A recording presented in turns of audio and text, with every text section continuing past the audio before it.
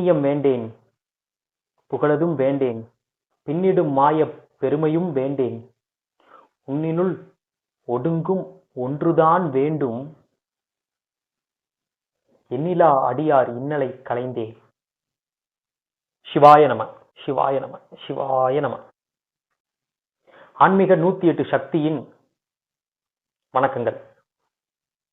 போன வீடியோல நம்ம வெள்ளியங்கிரி மலையை பத்தின ரகசியங்கள், வெள்ளியங்கிரி மலையோட வரலாறு, வெள்ளியங்கிரி மலை உருவான கதை, சிவபெருமான் நமக்காக வெள்ளியங்கிரி மலையை இயற்கையா எதுக்கு உருவாக்கி வச்சிருக்காங்க, இந்த மாதிரியான விஷயங்களை பத்தி நம்ம பார்த்தோம். இன்னைக்கு இந்த வெள்ளியங்கிரி மலையில 7 மலை இருக்கு. இந்த 7 மலையிலையும் ஒவ்வொரு மலைக்கும் ஒவ்வொரு மர்மங்கள் இருக்கு, ஒவ்வொரு ரகசியங்கள் இருக்கு, ஒவ்வொரு அதிசயங்கள் இருக்கு. ஒரு மனிதன் ஆன்மீக பயணத்துல மேற்கொள்ளணும் அப்படின்னா அவனுக்கு அவனுடைய உடல்ல இருக்கிற 7 சக்கரங்களும் ஆக்டிவேட் ஆகணும். நம்ம ஒவ்வொருத்தருடைய உடல்லையும் 7 சக்கரங்கள் இருக்குது. அந்த 7 சக்கரங்களும் ஆக்டிவேட் ஆகணும். அப்ப இந்த போன வீடியோல நான் சொன்ன மாதிரி வெள்ளியங்கிரி மலை ஏறும் பொழுது நம்ம உடல்ல மாற்றங்கள் வரும். நம்ம ஆன்மீகத்துக்குள்ள ரொம்ப காலம் பயிற்சி பண்ணி தெரிஞ்சுக்க வேண்டிய விஷயங்களை ஒரு தடவை மலை ஏறி வந்தாலே நமக்கு நம்ம உடம்புக்குள்ள அதை உணர ஆரம்பிச்சிடுவோம், அதுல பயணிக்க ஆரம்பிச்சிடுவோம் அப்படிங்கிற விஷயத்தை பத்தி நான் சொல்லியிருந்தேன். இந்த 7 மலையிலைங்க ஒவ்வொரு மலையும் நம்ம உடம்புல இருக்கிற ஒவ்வொரு சக்கரத்துக்கூட தொடர்பா இருக்கு. ஒவ்வொரு மலைக்கும் ஒவ்வொரு சக்கரம் அர்த்தமா இருக்கு. ஒவ்வொரு மலையிலையும் ஒவ்வொரு சக்கரம் ஆக்டிவேட் ஆகுது. நானும் பக்தியோட வெள்ளியங்கிரி மலை ஏறிட்டு இறங்கினேன். அதுக்காக நீங்க பக்தியோட வெள்ளியங்கிரி மலை ஏறிட்டு இறங்கினா எதுவுமே நடக்காது அப்படின்றதல்ல. 100% வேலை செய்ய வேண்டிய இடத்துல நீங்க வெள்ளியங்கிரி மலையில உங்களுடைய பக்தியும் உங்களுடைய ஆர்வத்தினுடைய அளவுக்கு தகுந்த மாதிரி 20%, 30%, 50%, 60% கூட வேலை செய்யறதுக்கான வாய்ப்புகள் இருக்கு. அது உங்களோட பக்தி, உங்களுடைய கர்மா, உங்களுடைய ஆர்வம், உங்களுடைய உணர்வு, உங்களுடைய எண்ணங்கள் இதெல்லாம் கலந்துதான் அது வேலை செய்யும். ஆனா நான் சொல்ல போற விஷயங்களை உணர்ந்து மனசுல பதிச்சு அந்த உணர்வோட அந்த வெள்ளியங்கிரி மலையில நீங்க பயணம் பண்ணும்போது கண்டிப்பா உங்களுக்கு அந்த ஆன்மீக அருளும், எம்பெருமான் சிவபெருமானுடைய அருளும், அதுக்கு அடுத்த அப்படி அந்த வாழ்க்கையில நம்ம ஆன்மீகத்துல பயணிக்கக்கூடிய வழிமுறைகளும் எளிமையா நமக்கு அமையறதுக்கு வாய்ப்புகள் நிறைய இருக்கு.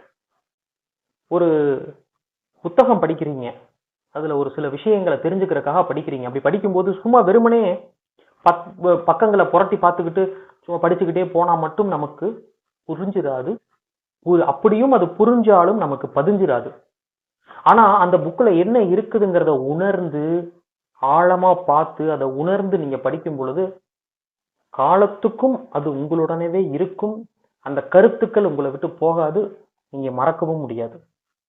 அந்த மாதிரி தான் நீங்க அந்த 7 மலையும் ஒவ்வொரு மலையும் உணர்வோடு உணர்ந்து அது நடத்தும் செயலை நம் உடலில் உணர்ந்து பயணிச்சீங்க. ஆன்மீகம்ங்கிறது உங்களோட எப்பவுமே இருக்கும். இந்த வெள்ளியங்கிரி மலை எங்க இருக்குன்னா கோயம்புத்தூர் பக்கத்துல பூண்டிங்கிற ஒரு ஊர்ல இருந்துதான் முதல் மலை நம்ம ஏற ஆரம்பிக்கிறோம். அங்க அடிவாரத்துல இருக்கு. சிவாலயத்துல சுவாமியை கும்பிட்டுட்டு அப்படியே அடிவாரத்துல இருக்கிற காவல்காரர்கிட்ட உத்தரவு வாங்கிக்கிட்டு நம்ம மலை ஏற ஆரம்பிக்கிறோம்.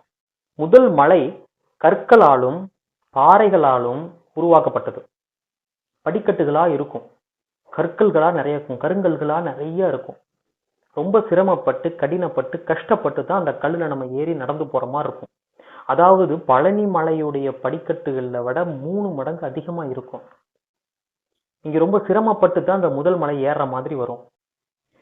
இந்த முதல் மலை உங்க உடம்புல இருக்கிற முதல் சக்கரம் மூலாதார சக்கரத்தை குறிக்குது.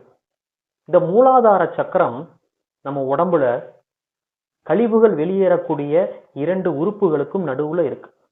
இந்த மூலாதார சக்கரம்னா ஒரு மனிதனுடைய ஆரம்பம், ஒரு மனிதனுடைய சக்தி நிலையோட பவுண்டேஷன். அங்கிருந்துதான் உங்களுக்கு எல்லா வகையான சக்திகளும் உடல்ல உங்களுக்கு கிடைக்கிற வாய்ப்புகள் அதிகமா இருக்கிற இடம் அது. இந்த மூலாதார சக்கரம் ஆக்டிவேட் ஆகும்போது உங்களுக்கு உணவும் உறக்கமும் தேவைப்படும். உணவு அதிகமாகும், நல்ல உறக்கமும் இருந்தால் அவனுக்கு வாழ்க்கையில உடல் சோர்வு அதிகமா இருக்கவே இருக்காது. நல்ல சிந்தனை இருக்கும், உடல் தெளிவா இருக்கும், மனம் தெளிவா இருக்கும். உடல் தெளிவா இருந்தாலே மனம் தானா தெளிவாயிடும்.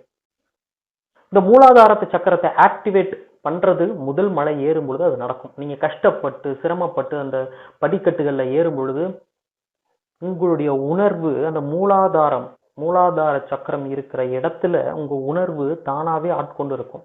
நீங்க உணர்ந்து பார்த்தீங்கன்னா அந்த இடத்துல உணர்ந்து பார்த்தாலே அந்த உணர்வு உங்களுக்கு தெரிய வரும். ஒரு மனிதனுக்கு வாழ்க்கையில பல பிரச்சனைகள் இருக்கு. குடும்பத்துக்குள்ள சண்டை, கணவன் மனைவி சண்டை, குழந்தைகள்னால பிரச்சனை, பெத்தவங்கனால பிரச்சனை, பெரியவங்கனால பிரச்சனை, பக்கத்து வீட்டுக்காரங்க பிரச்சனை, தொழில பிரச்சனை, கடன் தொந்தரவு, இந்த மாதிரியான உணர்வுகளையும் வருத்தத்தையும் இந்த மாதிரியான விஷயங்களை மனசுக்குள்ள போட்டு வருத்தி உடம்புக்குள்ள அடக்கும் பொழுது இந்த மூலாதார சக்கரத்தை போய் அதை அப்படியே அமுத்தி கொண்டுக்கும். இந்த உணர்வுகள் அந்த மூலாதார சக்கரத்தை அமுத்தும் பொழுது அந்த மூலாதார சக்கரம் வேலை செய்யாது. அதனாலதான் நீங்க ஒரு சண்டையில இருந்தாலோ, ஒரு கோபம் அதிகமா இருந்தாலோ, வீட்டுக்குள்ளேயோ ஒரு பிரச்சனை, வெளியில ஏதாவது பிரச்சனையா இருந்தாலும் உங்களுக்கு பசிக்காது, நல்ல தூக்கம் வராது. அந்த மூலாதார சக்கரத்தை அதை அமுத்தி வச்சிடும். அப்ப அந்த மூலாதார சக்கரம் ஆக்டிவேட் ஆகும் பொழுது இந்த மாதிரியான ஒரு பிரச்சனைகள்லாம் உங்களுக்கு பெரிய அளவுல பாதிக்காது. நல்ல உணவும் நல்ல உறக்கமும் கிடைக்கும். இந்த மூலாதார சக்கரம் 4 இதழ் தாமரையோட வடிவத்தை கொண்டது. அதனோட நிறம் சிவப்பு. அது பஞ்சபூதத்துல மண்ணை அடிப்படையா கொண்டது. முதல் மலை நீங்க ஏறும் பொழுதே மூலாதார சக்கரம் ஆக்டிவேட் ஆயிடும். மூலாதார சக்கரம் ஆக்டிவேட் ஆகும்போது குண்டலினி மேல எழும்ப ஆரம்பிக்கும். இந்த குண்டலினிக்கான அதிபதி, அதற்கான கடவுள் யாருன்னு கேட்டீங்கன்னா விநாயக பெருமான். நீங்க இந்த முதல் மலை மேல ஏறின உடனேவே முதல்ல விநாயக பெருமான் கோவில் அங்க இருக்கு. அந்த விநாயக பெருமான மனசார நன்றியும் சொல்லி வணக்கத்தையும் சொல்லி பிரார்த்திச்சுட்டு அந்த முதல் மலை ஏறினோடனே பசிக்க ஆரம்பிச்சிடும். பசிக்க ஆரம்பிக்கும் போது தூக்கம் வரும். தூக்கம் வரும் பொழுது நீங்க உணர்ந்துக்கலாம், நமக்கு மூலாதாரம் ஆக்டிவேட் ஆயிடுச்சு. அடுத்து 2வது மலை. இந்த 2வது மலை பார்த்தீங்கன்னா ஃபுல்லா வழுக்குப்பாறையா இருக்கும். 2வது மலையில வழுக்குப்பாறைகள் அதிகமாக இருக்கும். வழுக்குப்பாறையில் படிகள் செதுக்கி வச்சிருப்பாங்க. அதுல நீங்க நடந்து போற மாதிரி இருக்கும். இந்த வழுக்குப்பாறை பார்க்கறதுக்கு நல்லா இருக்கும், நடக்கிறதுக்கு நல்லா இருக்கும். ஆனா கொஞ்சம் ஏமாந்தீங்கன்னா வலிக்குட்டு கீழே விழுக வச்சிடும். இந்த 2வது மலையில தான் பாம்பாட்டி சித்தருக்கு முருகப்பெருமான் காட்சி கொடுத்த இடம். பாம்பாட்டி சித்தரோட குகையும் இருக்கு, பாம்பாட்டி சித்தர் உருவாக்குன சுனையும் அங்க இருக்கு. இந்த 2வது மலை நம்ம உடம்புல 2வது சக்கரமான சுவாதிஷ்டான சக்கரத்தை குறிக்குது. இந்த சக்கரம் நம்ம உடல்ல எங்க இருக்குன்னா நம்ம முதுகுத்தண்டு போய் முடிகிற இடத்துல, அதாவது அந்த மூலாதார சக்கரத்துக்கு கொஞ்சம் மேல, தொப்புளுக்கு 2 இன்ச்சு கீழே இந்த சுவாதிஷ்டான சக்கரம் இருக்கு. இந்த சக்கரம் தோராயமா ஒரு 8ல இருந்து 14-15 வயசுல வரைக்கும் அதனோட இன்ஃப்ளூயன்ஸ் அதிகமா இருக்கும். இந்த சக்கரம் ஆக்டிவேட் ஆகினவங்களுக்கெல்லாம் கற்பனை திறன் அதிகமா இருக்கும், கலைநயம் அதிகமா இருக்கும். அந்த சக்கரம் ஆக்டிவேட் ஆனவங்க அதிகமா சந்தோஷத்தை தேடுவீங்க. சந்தோஷம் அப்படின்றது நல்லதுலயும் கிடைக்கும், கெட்டதுலயும் கிடைக்கும். அப்ப அந்த சந்தோஷத்துக்காக நம்ம கெட்டதை சூஸ் பண்ணிடக்கூடாது. சந்தோஷத்துக்காக கெட்ட வழியில போய் வாழ்க்கையில வழுக்கி விழுந்துடக்கூடாது. நல்லா இருக்கும், ஆனா பார்த்து போகணும். அதான் இந்த 2வது மலையோட ரகசியம். வழுக்குப்பாறை நடந்து போறதுக்கு நல்லா இருக்கும், ஆனா கொஞ்சம் ஏமாந்தா நம்மளை வழுக்கி விட்டுரும். சுவாதிஷ்டான சக்கரமும் அப்படிதான்.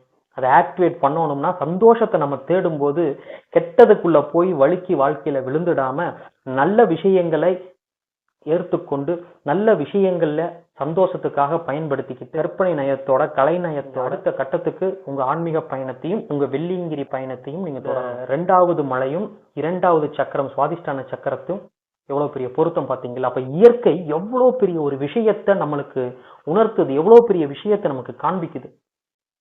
நம்ம வளர்றதுக்கும் நம்ம வாழ்றதுக்கும் அந்த நிம்மதிக்கும் சந்தோஷத்துக்கும் உண்மைக்கும் அதை நம்ம உணர்றதுக்கு எவ்வளவு பெரிய விஷயங்களை நமக்காக உருவாக்கி வச்சிருக்கு. இந்த 2வது சக்கரம் சுவாதிஷ்டான சக்கரம் ஆரஞ்சு நிறத்தை குறிக்கும். 6 இதழ் தாமரை வடிவத்துல இருக்கும். பஞ்சபூதத்துல அது நீரை குறிக்கும். 3வது மலை அது பயங்கரமான ஒரு ரகசியங்களும் பயங்கர மர்மங்களும் அடங்கின மலை. இந்த 3வது மலை சித்தர்கள் சூட்சும வடிவத்துல வலம் வந்துகிட்டு இருக்கிறதா ஒரு வரலாறே இருக்கு. அந்த 3வது மலையில நிறைய சித்தர்களோட குகையும் இருக்கு. சித்தர்கள் சூட்சும வடிவத்துல வலம் வர்ற இடம் தான் அந்த 3வது மலை. இந்த 3வது மலை நம்ம உடல்ல 3வது சக்கரத்தை குறிக்குது. நல்லா கேட்டுக்கோங்க, எந்த அளவுக்கு பொருத்தம் வருதுன்னு பாருங்க. 3வது சக்கரம் தொப்புள்ள இருக்கு. இந்த சக்கரத்துக்கு பேரு மணிப்பூரகா. இதுக்கு நாபி சக்கரம்னு இன்னொரு பேரும் இருக்கு. நீங்க வாய மூடி வச்சுக்கிட்டு உங்கள் தொப்புள் இடத்துல அந்த மணிப்பூரக சக்கரம் இருக்கிற இடத்துல ஒரு ஒளியை எழுப்புனீங்கன்னா அந்த ஒளி உடல் முழுவதும் அதனோட வைப்ரேஷன், அதனோட அலைவரிசை உங்க உடல் முழுவதும் அப்படியே பரவும். அப்ப அந்த மணிப்பூரக சக்கரம் ஆக்டிவேட் ஆகும்போது உங்க உடல் முழுவதும் இந்த சக்தி நிலை, நீங்க வாங்குற சக்தி நிலை உங்க உடல் முழுவதும் அது பரவும். அந்த 3வது மலையில சித்தர்களுடைய நடமாட்டம் அதிகமா இருக்கிறதுனால, சூட்சும வடிவத்துல நடக்கிறதுனால, ஆன்மா வடிவத்துல அவங்க நடக்கிறதுனால, அந்த ஆன்மாவில இருந்து வர்ற நல்ல சக்திகள், நல்ல கதிர்வீச்சுகள் உங்க உடம்புல வந்து படும் பொழுது, இந்த மணிப்பூரக சக்கரம் ஆக்டிவேட் ஆகும்போது உங்க உடம்புல முழுக்க அது பரவும். அப்ப அந்த தன்மைகளை முழுமையா நம்மளால அதுக்குள்ள வாங்கிக்க முடியும். மணிப்பூரக சக்கரம் ஆக்டிவேட் ஆகும் பொழுது உங்க உடல் சீராகவும், உங்க உடல்ல இருக்கிற எல்லா பாகங்களும் நல்ல வடிவத்திலையும் நல்ல வகையிலையும் இயங்குவதற்கான வழி அது வகுத்து கொடுக்குது. இந்த 3வது மலையில கைத்தட்டி சுனைன்னு ஒரு சுனையும் கூட இருக்கு. கைத்தட்டுனா நீர் வரும்னு சொல்லி ஒரு சொல் இருக்கு அந்த வகையில. இப்ப உங்களுக்கு ஒரு அதிர்ச்சியான விஷயமோ இல்ல ஒரு பயம் தரக்கூடிய ஒரு விஷயமோ நீங்க உணர்றீங்க, பயத்தை உணர்றீங்க, அதிர்ச்சியை உணர்றீங்கன்னா உங்க வயிற்று பகுதியில ஒரு இறுக்கமாட்டு இறுக்கி பிடிக்கும். இந்த மணிப்பூரக சக்கரம் ஆக்டிவேட் ஆகும்போது அந்த இறுக்கம் இருக்காது. அப்போ பயம் இருக்காது உங்களுக்கு. அதிர்ச்சியான விஷயங்களை எல்லாம் நீங்க சாதாரணமா எடுத்துக்கிறீங்க. இது ரெண்டும் நடந்தாலே நம்மளுக்கு ஆரோக்கியமும் இருக்கும், பயம் இல்லைனாலே நம்ம வாழ்க்கை தெளிவா இருக்கும், நம்ம செய்யற விஷயங்களும் தெளிவா இருக்கும்.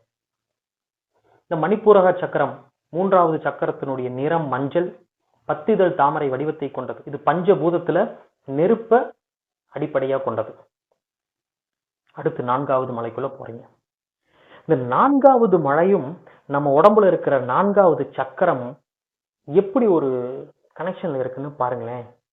4வது மலை ஃபுல்லா மரத்தினுடைய வேர்களால் உருவானது.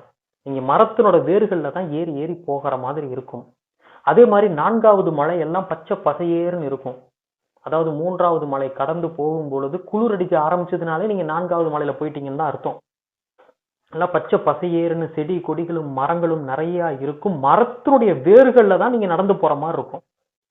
இந்த 4வது மலை, 4வது சக்கரம், நம்ம உடம்புல இருக்கிற 4வது சக்கரம் அநாகத சக்கரத்தை குறிக்குது.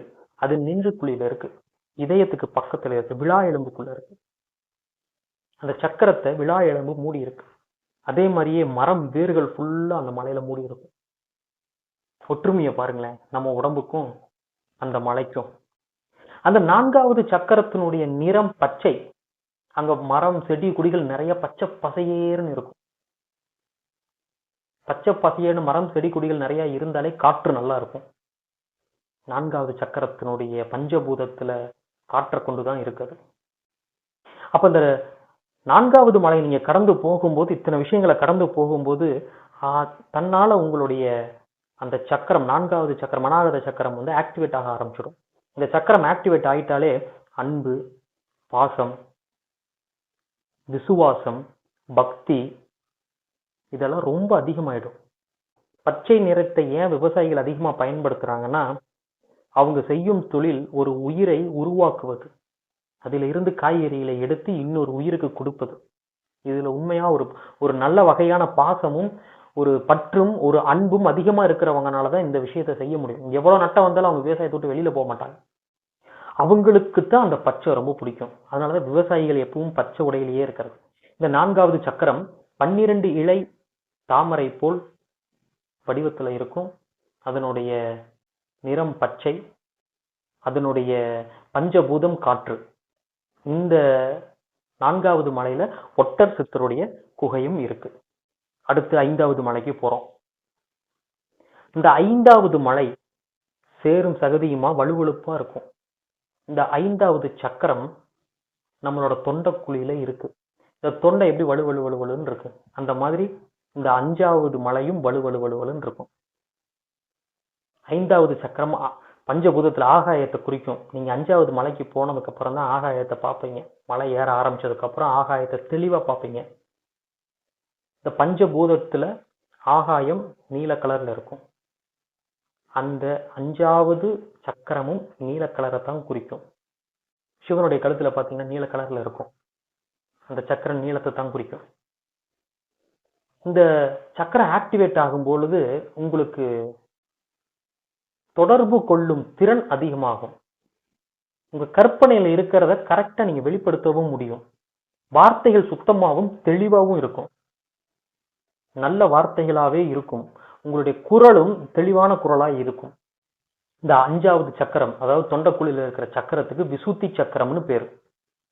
இந்த சக்கரம் ஆக்டிவேட் ஆயிட்டா உங்க வார்த்தைகள் தெளிவா இருக்கும். வார்த்தைகள் தெளிவா இருந்தாலே வாழ்க்கையும் தெளிவாயிடும். இந்த 5வது மலையில தான் பீமன் கலி உருண்டைன்னு ஒரு உருண்டை இருக்கும். பீமனுடைய பள்ளத்தாக்கு இருக்கும். பஞ்ச பாண்டவர்கள் வனவாசம் வந்தப்ப 5வது மலையில அவங்க தங்கி இருந்து போனதுக்கான ஆதாரங்கள் அங்க இருக்கு. அர்ஜுனன் தவம் பண்ணி ஈஸ்வரங்கிட்ட இருந்து பாசுபாஸ்திரம் வாங்கின இடமும் அந்த 5வது மலையில தான் இருக்கு. இந்த 5வது மலை பஞ்சபூதத்துல ஆகாயத்தை குறிக்குது, நிறத்துல நீல கலரை குறிக்குது. 14 இதழ் தாமரையோட வடிவம் இருக்கு அதுக்கு. நீங்க 5வது மலையில இருந்து அடுத்த 6வது மலைக்குள்ள போறீங்க. 5வது மலையில இருந்து 6வது மலைக்கு நடுவுல ஆண்டி சுனைன்னு ஒரு சுனை இருக்கும். நல்லா பாருங்க, இந்த 5 மலைகளும் பஞ்சபூதத்துல ஒண்ணு அடங்கி இருக்கும். இந்த 5 சக்கரங்களும் நம்ம உடம்புல பஞ்சபூதத்துல அடங்கி இருக்கு. இந்த 5 மலையும் நீங்க கடந்து இந்த 5 சக்கரமும் ஆக்டிவேட் ஆனதுக்கு அப்புறம் நீங்க அங்க இருக்கிற ஆண்டி சுனையில குளிச்சு அங்க நீராடிட்டு உங்களுடைய பாவங்களை எல்லாம் அங்க களைஞ்சிட்டு பாவங்களை எல்லாம் கழுவி விட்டுட்டு நீங்க அடுத்த 6வது மலைக்குள்ள பயணத்தை ஆரம்பிக்கிறீங்க. இந்த 6வது மலை பாத்தீங்கன்னா விபூதி மலை, திருநீர் மலை. இந்த 6வது மலை நம்ம உடம்புல 6வது சக்கரமான ஆக்ஞை சக்கரத்தை குறிக்குது. இந்த சக்கரம் எங்க இருக்குன்னா புருவ மத்தியில நடுவுல இருக்கு. அதாவது 3வது கண், சிவனுடைய 3வது கண் இருக்கும் இடத்தில் தான் இந்த 6வது சக்கரம் இருக்கு. இந்த 6வது சக்கரம் நமக்கு ஆக்டிவேட் ஆயிடுச்சுன்னா அறிவு, ஞானம் நமக்கு சிறப்பா இருக்கும். நம்ம செய்யற செயல், நம்ம செய்யற தொழில, நம்ம செய்யற விஷயத்துல, நம்ம செய்யற கலையில அந்த அறிவும் ஞானமும் அதிகமா இருக்கும். புதுசா ஒரு விஷயத்தை நம்ம கண்டுபிடிக்கிற மாதிரியான ஒரு சக்தி நிலை நமக்கு இருக்கும். அதான் 3வது கண். தெளிவா இருக்கும். அடுத்தவங்களை பத்தி புரிஞ்சுக்குவோம், அடுத்தவங்க பிரச்சனையை புரிஞ்சுக்குவோம், நமக்குள்ள இருக்கிற பிரச்சனைகளை புரிஞ்சுக்குவோம். இந்த மாதிரி பல விஷயங்கள் இந்த 3வது கண், அதாவது 6வது சக்கரத்துல ஆக்டிவேட் ஆனதுக்கு அப்புறம் தான் நடக்கும். இந்த 6வது சக்கரத்துக்கும் 6வது மலைக்கும் உள்ள ஒரு ஒற்றுமையை பாருங்க. 6வது மலை ஃபுல்லா விபூதி மலை, வெறும் விபூதியா இருக்கும், திருநீர் கலந்த மாதிரி வெள்ளையா இருக்கும்.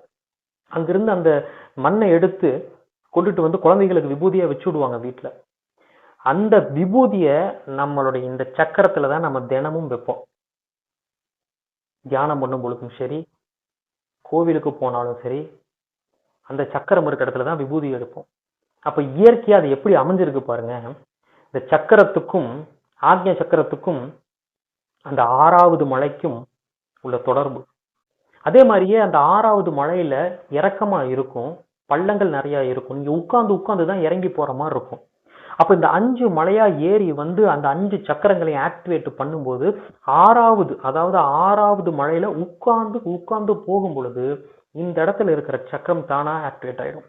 ஏன்னா நம்மளுடைய குண்டலினி சக்தியை, நம்ம சக்தி நிலையை நீங்க மேல இந்த இடத்துல உட்கார வைக்கணும்னா அது நீங்க உட்கார்ந்து மனதார தியானம் பண்ணும் பொழுதுதான் அது அதிகமா நடக்கும். அப்ப அந்த மலையே இயற்கையா நீங்க உட்கார்ந்து உட்கார்ந்து போற மாதிரி தான் அமைஞ்சிருக்கு. நீங்க உட்கார்ந்து உட்கார்ந்து போகலினாலுமே உட்கார்ந்து கொஞ்ச நேரம் தியானம் பண்ணிட்டு போங்க. அடுத்து நீங்க ஏற போறது 7வது மலை, இறுதியான மலை. இந்த 7வது மலைய சுவாமி முடி மலைன்னு ஒரு பேர் இருக்கு. சுவாமிக்கு தலை மேல முடி இப்படி இருக்கும். அந்த முடியோடைய தோற்றத்துலதான் அந்த மலையே இருக்கு. சுவாமியோட தலைக்கு மேல அந்த முடி இப்படி இருக்கும். அந்த மலை உச்சியில 3 பாறை இப்படி இருக்கும். அந்த பாறைக்கு நடுவுல தான் சிவலிங்கம். இந்த இடத்துல இருக்கிற மாதிரி அந்த சிவலிங்கம் அந்த பாறைக்கு மத்தியில சுயம்பா அங்க தோன்றி இருக்கும். இந்த 7வது மலை நீங்க ஏறதுக்கு முதல் மலை ஏறின மாதிரியே கஷ்டப்படுவீங்க. தவழ்ந்துதான் ஏறுற மாதிரி இருக்கும். கொஞ்சம் அடி பிறண்டாலும் அதுல பாதாளத்துல நீங்க விழுந்துருவீங்க. அப்படிப்பட்ட மலை தான் அந்த மலை. அப்ப நீங்க ரொம்ப கவனமா, ரொம்ப ஆர்வமாகவும் ரொம்ப கவனமாகவும் நமச்சிவாயத்தோட நாமத்தை சொல்லிக்கிட்டு ரொம்ப ரொம்ப ரொம்ப கவனத்தோட அந்த மலையில தவழ்ந்து ஏறுவீங்க. தவழ்ந்துதான் அதுல ஏறி போக முடியும். அப்படி நீங்க தவழ்ந்து அந்த மலையில நீங்க ஏறி ஒரே நினைப்புல போகும் பொழுது உங்க நாள் அந்த உச்சியை அடைஞ்சு இந்த பிரபஞ்சத்தை பாத்திர முடியும். இந்த பிரபஞ்சத்தின் அதிபதியான சிவபெருமான பாத்திர முடியும். இந்த சக்கரங்கள் எல்லாம் ஆக்டிவேட் பண்ணி 7வது சக்கரமா அந்த கிரீட சக்கரம்னு சொல்லுவாங்க. அந்த கிரீட சக்கரம் இயங்க ஆரம்பிச்சதுக்கு அப்புறம் உங்களுக்கு அந்த பிரபஞ்சத்தினுடைய அருள் தானா இங்க கிடைச்சிடும். பிரபஞ்சத்தோட நீங்க நீங்க உணர ஆரம்பிச்சிருவீங்க. பிரபஞ்ச சக்தி கூட நீங்க கனெக்ட் ஆயிடுவீங்க. சூரியனோட சக்தி நிலையை முழுமையா நீங்க உன்னால வாங்கிக்க முடியும். பிரபஞ்சத்தை உணர்ந்தாலே நீங்க சிவபெருமான உணர்ந்த மாதிரி தானுங்க. அந்த பிரபஞ்ச சக்தி கூட நீங்க எளிமையா கலந்துர முடியும். இந்த 7வது மலை உச்சியில நீங்க மேல ஏறும் பொழுது நீங்க அந்த பிரபஞ்சத்தின் அதிபதியான சிவபெருமான தரிசனம் பண்ணிட்டு அங்கேயே சூரியனையும் பார்த்து நமஸ்காரம் பண்ணிட்டு, இதுதான் ஆன்மீகத்தினுடைய தத்துவம். ஒவ்வொரு மலையிலையும் ஒவ்வொரு சக்கரத்தை உணர்ந்துகிட்டு வாங்க. நீங்க உடம்புல அந்த சக்கரங்களை உணர்ந்துகிட்டு வந்தீங்கன்னா அந்த சக்கரம் தானா ஆக்டிவேட் ஆக ஆரம்பிச்சிடும். அந்த மலை உச்சிக்கு நீங்க போகும்போதே உங்களுடைய எல்லா சக்கரங்களும் ஆக்டிவேட் ஆகிடும். பொறுமையா போங்க, நிதானமா போங்க. இந்த 7வது மலையில சிவபெருமான தரிசனம் பண்ணிட்டு சிவபெருமானுக்கு பின்னாடியே ஒரு குகை இருக்கு. அந்த குகையில உட்கார்ந்து சிவபெருமான நினைச்சு மனசார தியானம் பண்ணிட்டு கொஞ்ச நாள் அங்கேயே அமர்ந்து இருந்துட்டு, இன்னும் பல பேர் அங்கேயே தங்க ஆரம்பிச்சிருவாங்க. அங்கேயே குறுகிய நாள் தங்கி தன்னுடைய சூழ்நிலைகளை எல்லாம் மாத்திக்கிட்டு தான் கீழே இறங்குவாங்க. இப்படி ரொம்ப நாள் அங்க தங்கி இருக்கிறவங்களுக்கு இன்னமும் அந்த மலையில ஓம்கார சத்தமும் பஞ்சபூத வாத்தியமும் கேட்கறதா ஒரு ஐதீகமும் இருக்கு. நிறைய பேர் அதை கேட்டிருக்கிறாங்க. இதெல்லாம் முடிச்சுட்டு நீங்க இறங்கி மலையை விட்டு இறங்கி கீழே வந்ததுக்கு அப்புறம் அடிவாரம் வந்ததுக்கு அப்புறம் அங்க இருக்கிற சிவபெருமான தரிசனம் பண்ணிட்டு அன்னதானத்துல சாப்பிட்டுட்டு வீட்டுக்கு போனதுக்கு அப்புறம் போனோம், நம்மளுக்கு ஆன்மீகம் வந்துடுச்சு, நம்மளுக்கு சக்கரங்கள்லாம் ஆக்டிவேட் ஆயிடுச்சு, நீ எல்லாம் சரியா இருக்கும் அப்படின்ற உணர்வுகளை மனசுல வச்சால் மட்டும் பத்தாது. தினமும் சாயந்தர நேரங்கள்லயோ இல்ல விடியற் காலையிலயோ ஒரு விளக்கொன்னு பருத்தி வச்சு ஒரு 10 நிமிஷம் இல்லாட்டி 15 நிமிஷம் இந்த நமச்சிவாயத்தை நினைச்சு தியானம் பண்ணி வாங்க. உங்களுக்கு ஆக்டிவேட்டட் சக்கரம் அப்படியே இருக்கும். பல காலத்துக்கு அந்த சக்கரம் அப்படியே இருக்கும். தினமும் அதை செஞ்சுட்டு வாங்க. 2 நாளைக்கு ஒருக்காவது அது தொடர்ச்சியா செஞ்சுட்டு வாங்க. புண்ணியம் வேண்டேன், புகழெதும் வேண்டேன். புண்ணியம் எனக்கு நான் வேண்டல, புகழை பத்தியும் நான் வேண்டல, மாய பெருமையை பத்தியும் நான் உனக்கு வேண்டல. உன்னிலே ஒடுங்கும் ஒன்றுதான் வேண்டும். உன்னோடு ஒடுங்குற, உன்னோட ஒடுங்கி, உன்னோட ஒற்றுமையா, உன்னோட கலந்து இருக்கிற அந்த ஒண்ணுதான் எனக்கு வேணும். எண்ணிலா அடையார் இன்னலை கலைந்தேன். பல அடியார்கள் இந்த மாதிரி தன்னுடைய இன்னல்களை தன்னுடைய கஷ்டங்களை கலைந்திருக்கிறாங்க. இந்த 7வது மலைக்கு நீங்க ஏறி போய் நின்று அந்த ஐயனை தரிசனம் பண்ணோடனே உங்க மனநிலை தானாவே இது உணர ஆரம்பிச்சிடும். இப்ப நான் சொன்ன அந்த வார்த்தையில நீங்க அங்க உணர்ந்து நிப்பீங்க. இது போதும்பா நமக்கு வாழ்க்கையிலேயே. உன்னோடு கலந்த இந்த ஒரு நொடி போதும். கொடுப்பதற்கு சிவன் இருக்கையில் கெடுப்பதற்கு எவன் இருக்கிறான். வெள்ளியங்கிரி மலை ஏறிக்கிட்டு வந்த புண்ணியம் உங்க காலத்துக்கும் உங்க பரம்பரைக்கே அது இருக்கும். அடுத்து நம்ம வீடியோல கர்மாக்கள்னா என்ன, கர்மாக்கள் நம்ம வாழ்க்கையை எப்படி ஹேண்டில் பண்றது, இந்த மாதிரியான விஷயங்களை பத்தி நம்ம பார்ப்போம். முதல் வீடியோல நான் ஆன்மீகம்னா என்ன, நம்ம ஆன்மீகத்தை மாத்தி புரிஞ்சுக்கிட்டு இருக்கிறோம், அதெல்லாம் என்ன அப்படிங்கிறத பத்தி விளக்கம் கொடுத்தேன். நீ அடுத்து நம்ம ஆன்மீகத்துல எப்படி பயணம் செய்யறது, எனர்ஜி லெவல் நம்ம உடம்புல அதை எப்படி மெயின்டைன் பண்றது, அதை எப்படி கண்டுபிடிக்கிறது, கர்மாக்கள் நம்ம உடம்புல எப்படி வேலை செய்யும். அதாவது இப்போ பணம் வச்சிருக்கிறவன் சுவாமியே கும்பிடாதவன் ரொம்ப சந்தோஷமா இருக்கான், சுவாமியா கும்பிட்டு இருக்கவன் ரொம்ப கஷ்டப்படுறோம் அப்படின்னு ஒரு பேரு இருக்கு. அதுக்கான விளக்கம் என்ன, அதுக்கான அர்த்தம் என்ன அப்படிங்கிற விஷயத்தை பத்தி நம்ம அடுத்த வீடியோல தெளிவா பார்ப்போம். சப்ஸ்கிரைப் பண்ணுங்க, பெல் பட்டனை கிளிக் பண்ணி வச்சுக்கோங்க, வீடியோவை லைக் பண்ணுங்க. அது மட்டும் பத்தாது, நான் சொன்ன விஷயங்கள்லாம் உணர்ந்து செயல்படுங்க.